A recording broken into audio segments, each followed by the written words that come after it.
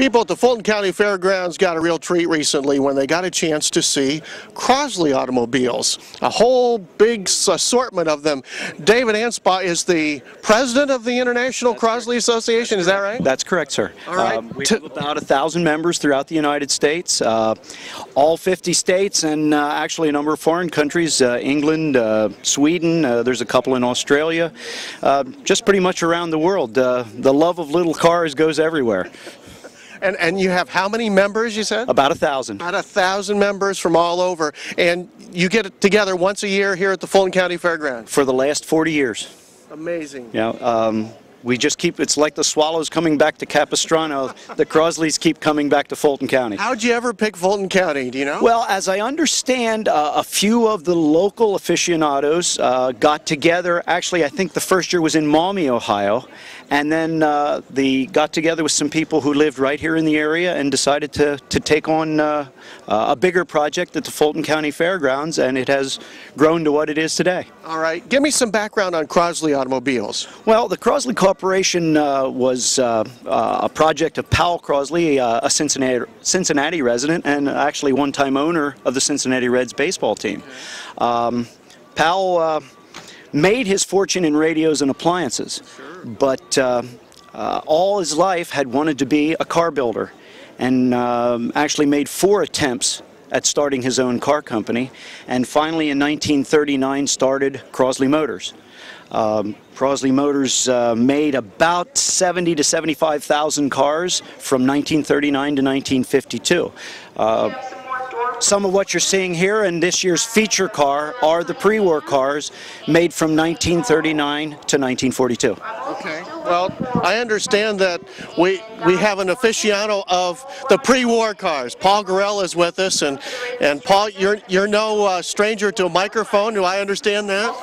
Well, the Pickers guys came to my place and we done a program there, and got real interesting, and so did the phone afterwards. And, I'll bet you've had a lot of people calling you now. Yes, we used to have just one landline, and then we got 2 cell phones and a landline, and there was no way 2 people would answer the phone often enough. So you get all the attention as far as this is concerned. Tell me about the pre-war Crosleys. The pre-war Crosleys are designed for the women to drive. They had a special gear shift mechanism that made it easier to shift the stick shift. They're 2-cylinder opposed, air-cooled, 12 horsepower most of them, and 2-cylinder opposed engines, and just a cheapy car. So how many do you have? I have 17 at least pre-wars, and then I've got 47 Crosley vehicles altogether. I've got every color, every year, every body style, and 9 of the prototypes in my collection. And where are you from, Paul? Right, Burlington, Iowa. If it wasn't for the leaves on the trees, you could see it from here. Yeah, exactly. Well, maybe a few miles in between. That's what we try to think about anyway. Do you have your own museum there for folks to see? Well, I like to call it a museum for legal reasons, but it's really the 3rd junkyard out on Mill Dam Road. So how'd you start collecting Crosleys? You're always better off if you can be happy with something nobody else wants, and Crosleys was not wanted very bad. My first car was a Crosley when I was 14, and had them ever since, and I'm only 71 now, so. Well, it looks like you've got a lot of it. This particular one is one of your cars? Yes. Tell me about this model. This model I bought 35 years ago in a junkyard in New York, and it was parts out. Everything you could take off from it was gone, and then the rest of it rotted away, and this is all that was left of the wood here. Oh my. So I gradually started hunting for parts over the years, and just the last part of last year I found some of the key parts, like the back fenders I found on a trailer in Pennsylvania, and they're off of my car 40 years ago, so had to trace them down. But anyway, so from there on, you found original parts from the car? Yes, I did. I made what I couldn't find, and it was really, really rough, but I had to do this one because I didn't have a Woody station wagon. I got the Woody Panteley livery, and it was so rough that if I didn't do it, nobody in their right mind would, so I had to do it. So it becomes kind of an affliction, huh? I guess. You just have to do it. Yeah. Tell me about the different styles of Crosleys. If there's a Woody, then there's other kinds and styles. there's probably as many body styles of Crosley as there is any other kind of car, and maybe more. Convertible pickup, convertible station wagon that some of them didn't have, and then the regular pickup and the regular station wagons.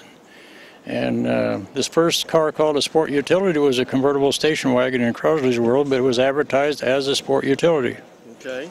I got mine in Portland, Oregon. I got them from about every state in United, and just been a real interesting thing to collect. And the best thing about it all is the type of people you meet dealing with something like this. It's all a people thing. If it wasn't for the people here, we wouldn't do this. So Do you look forward to coming to Fulton County each year? yes, and I wonder all the way here who's going to be here and who isn't. Not what cars are going to be here and what cars in it. It's the people you get to meet and be with. So What are some of the activities that go on during this international meet that you have? whatever somebody wants to volunteer to do is a big thing, you know. We have some real... I imagine you swap stories. I expected that. But what are some of the other things you could do? Well, they have games that they play with the cars and little parades. What kind of games do you play with the Crosleys? Well, they have a ball they try to roll into a circle, into a hula hoop down the road and not get out of bounds at a certain amount of time and things like that, you know, just more kind of like kids games. If these are little cars, so we got to do kids things, you know. Are they tough to find still today? Oh, in a way, but after you start doing what people like you to do with the cars, pretty soon they'll find you because they like what you do with the cars. If they think you're going to tuck it away in a barn and nobody will ever see it again, you probably won't hear about that car. But if they like what you're doing with it, they'll line up to tell you where one is or the parts for it is or something. So how hard is it to restore a car like this then? Well, I started this one. I took longer than most of them. I took 6 months to do this one. I went from rags to riches in 6 months, 124 days.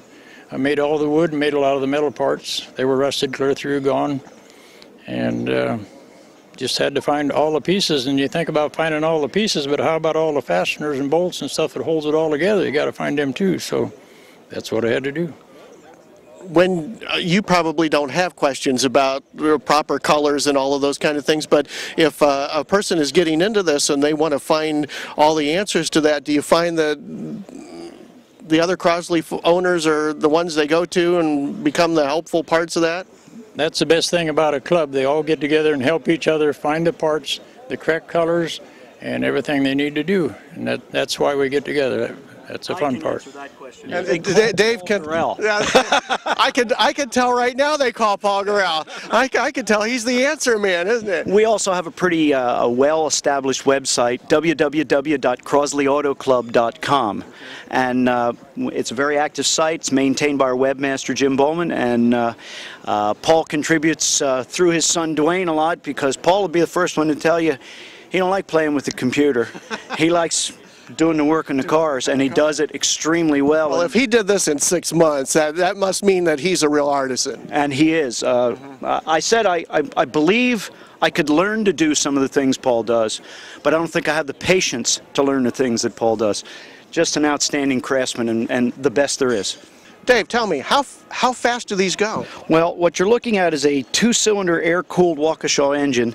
Top speed 40, 45 mile an hour, comfortably 35, 40, and almost any speed above 35 mile an hour can get a little scary in a Crosley. Okay. All right, now they weren't all 2-cylinder engines though. No, the pre-war cars were the 2-cylinder air-cooled Waukesha. Post-war was a 4-cylinder water-cooled engine. In fact, the first engines made right after World War II were what were called the tin block, and they were made with 126 leaves of steel brazed together with copper in a furnace. They were a very lightweight, very efficient engine. Unfortunately, they were also very prone to corrosion. So as a result, by late 47, early 48, the engines were breaking down at a phenomenal rate, and are probably the reason you aren't driving a Crosley today. I was just going to say, because when that happened, it probably kept people from buying future ones. That's correct. People, it got the reputation of a bad engine. Okay. And, you know, your reputation, once it's ruined, it's gone, and you're not going to get it back. By 1950, 1951, Crosley was building a pretty reliable, pretty dependable, very efficient car, but the reputation was already gone. Reputation there. Yeah. What do you do? when you restore a car, do you restore it back to the original, or do you go with a reliable engine? Well, there's two schools on that. Quite a number of us are purists, and we go right back to as close to original as can possibly be done. You know, you get a car like this one, and it's 100%. I mean, this is almost the benchmark for what everybody else will use for a future reference to build. Then, of course, we have a whole line down the row here of modified cars, and you'll see everything from modified 4-cylinders all the way up to, there's a V6 Chevy down there, there's a Caterpillar diesel down there. Race car, yeah, you'll find any type of variety. Just like every other kind of car, people do with it what they like to do with it. I think it's a little bit easier to do with a Crosley because they're so inexpensive. So people don't have a lot of money sunk into it, so they're not as hesitant to go ahead and modify it. By the same token, it becomes extremely expensive to restore a car to this kind of a level versus what it's worth in the market. What did Crosley sell for when they were selling? These pre-war cars, anywhere from $300 to $450 for the pre-war cars. There you go. There we go. $420 for the Crosley station wagon. This is extra special. The post-war cars started around $850, $900. The last days of Crosley, I think they were around $1,100, $1,200 for the top of the line Crosley automobile. Are there other activities that go on through the year as well? Well, each of the regions throughout the United States, we have regions in 14 different regions now, ranging from down in Florida out to Nebraska, Colorado area, and out in California. The California region is a very active region. Each of those regions has their own meet throughout the year and their own activities, and this particular meet gives us an opportunity to all get together and talk about some of the things that we do during the year and compare notes and lie about each other's cars. Well, it sounds like you have some educational sessions as well. That you have? Yeah, we have actually speaking in an hour Patrick Foster from Hemmings Motor News, who's graciously come in to speak about some of the things that he knows about Crosley automobiles. I dare say that I think Paul could probably teach him a few things, but that's... It sounds like Paul could teach everybody a few things. He's the best. If I may, I'd like to introduce our meet chairman, Jeffrey Ackerman. Okay. All right, Jeffrey is the coordinator for all of this, and he and his partner Warren Meidenbauer are the glue that made it happen this year again.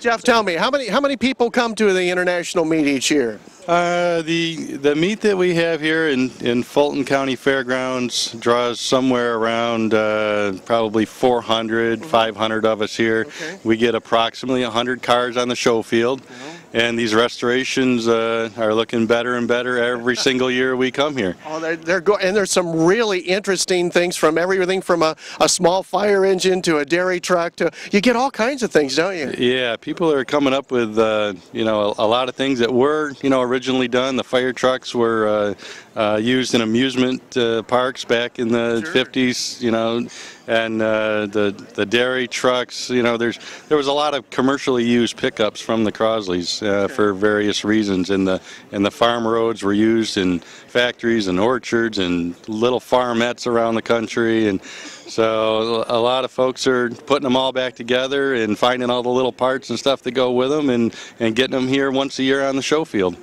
Do you have some particular examples of things that you do during the meet that, you know, are fun for folks? Well, the most fun, I always think, is just getting together every year. It's more like a reunion for us, and talking to all the people and getting to know them again each year. And we've expanded this meet a pretty good amount. I started coming here in '92, was my first year, and we were over on the opposite end of the field, over under the trees, and I think the first year I came there were somewhere around maybe 28, 32 cars here back in '92, and that was my first time ever seeing another Crosley other than my own.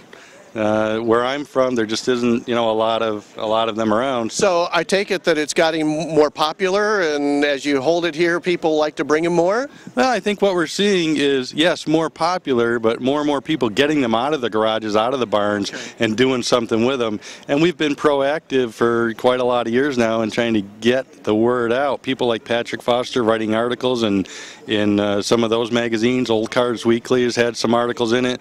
You know, a big push is, you know, Paul being on the American Pickers, of course, and with the advent of the internet being so popular and people being able to just Google Crosley Automobile Club and seeing everything we're about instantly all over the world, has gotten people more and more into either getting the cars out and doing something with them or getting them to people that will do something with them. Now, this year you're featuring cars that are pre-war. I take it each year you kind of have a feature kind of thing? We have a spotlight class each year, and we just, you know, run around the list. There's approximately, what, 14 different models that we can spotlight, and so we just, you know, for every 14 years your model will come up and whatever you want to put in. But do you do a judging as well? We do people's choice judging only. We don't do critical class here. We like to keep it fun and keep it enjoyable for everyone, that no matter what quality of restoration they do, it's still fun for them, and whatever you like best, that's the one you pick.